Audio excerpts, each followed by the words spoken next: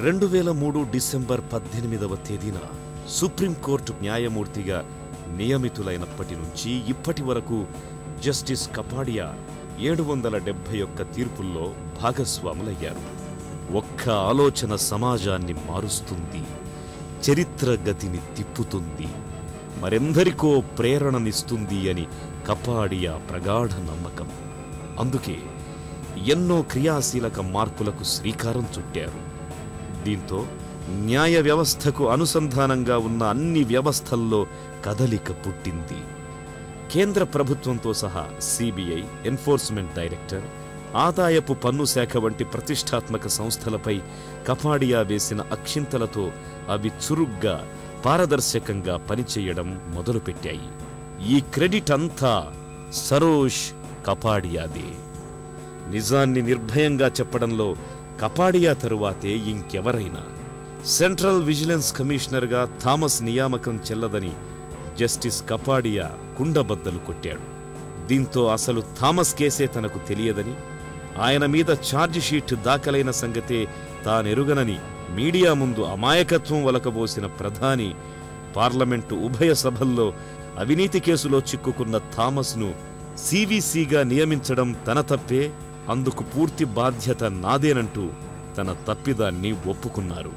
తన నిర్ణయాలకు మౌనంగా సహించి ఆమోదించిన న్యాయమూర్తులనే అప్పటిదాకా చూసిన ఢిల్లీ పెద్దల కళ్ళు బైర్లు కమ్మేలా చేసిన తీర్పది.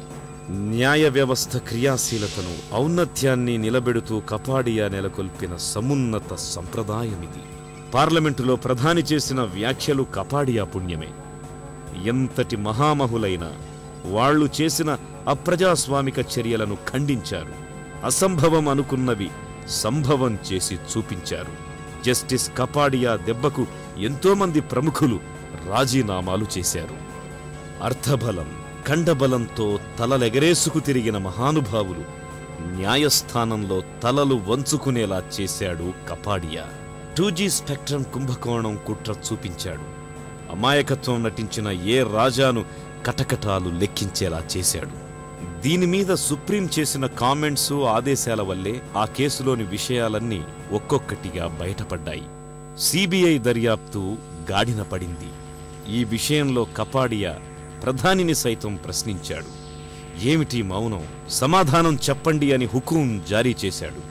కోట్ల కొద్దీ నల్లధనాన్ని పెంచి పోషిస్తోన్న హసన్ అలీ దేశంలో దర్జాగా తిరుగుతుంటే మీరేం చేస్తున్నారు అని సిబిఐని, ఎన్ఫోర్స్మెంట్ అధికారులను దుమ్ము దులిపాడు. సామాన్యులకు న్యాయమందేలా ఎన్నో చర్యలు చేపట్టారు కపాడియా. మరెన్నో మార్పులకు ఆర్డర్ వేశారు.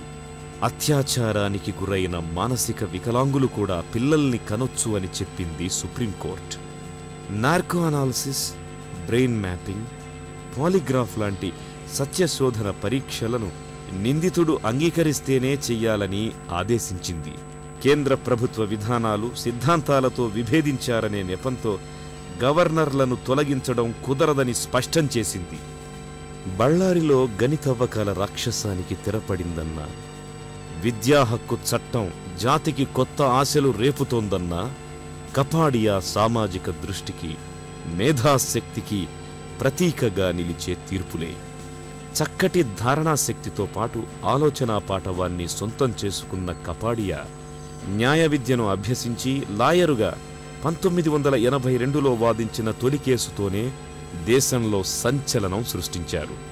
బొంబాయి శివార్లలోని గట్కోపర్ ప్రాంతంలో నివసిస్తోన్న 3000 మంది పేదలను తక్షణం ఖాళీ చేసి వెళ్లిపోవాలని కమిషనర్ జారీ చేసిన ఆదేశాలకు వ్యతిరేకంగా న్యాయస్థానంలో కపాడియా వినిపించిన వాదనలు తరువాతి తరాలకు పాఠాలుగా మిగిలిపోయాయి. జాతిని అక్షర సంపన్నం చేసే విద్యా హక్కు చట్ట రాజ్యాంగబద్ధతను తన తీర్పు ద్వారా విస్పష్టంగా చాటి చెప్పారాయన. దేశంలోని ప్రైవేట్, ఎయిడెడ్, అన్ఎయిడెడ్ విద్యా సంస్థలు సైతం ఉదాత్త క్రతువుల్లో కీలక పాత్ర పోషించాలని, అందుకుగాను సంస్థలు సామాజికంగా, విద్యాపరంగా వెనుకబడిన పిల్లల కోసం కనీసం 25% సీట్లను ప్రత్యేకించాలన్న సుప్రీం తీర్పు చారిత్రాత్మకమై వినుతికెక్కింది. కార్పొరేట్లకు సామాజిక బాధ్యత తెలియజెప్పిన ఈ నిర్ణయం దేశంలోని కోట్ల మంది పిల్లలకు విద్యాగంధం అబ్బడానికి కారణమయ్యింది. ఇదంతా కపాడియా చలవే. దేశ న్యాయ వ్యవస్థకు ఆయన జవసత్వాలు కల్పించారు. నైతిక స్థిరత్వాన్ని నేర్పారు. మున్ముందు సర్వస్వతంత్రంగా విధులు నిర్వహించడానికి అవసరమైన పునాదులను ఏర్పరిచారు. భవిష్యత్తు న్యాయవేదికపై చిరస్థాయిగా నిలిచారు.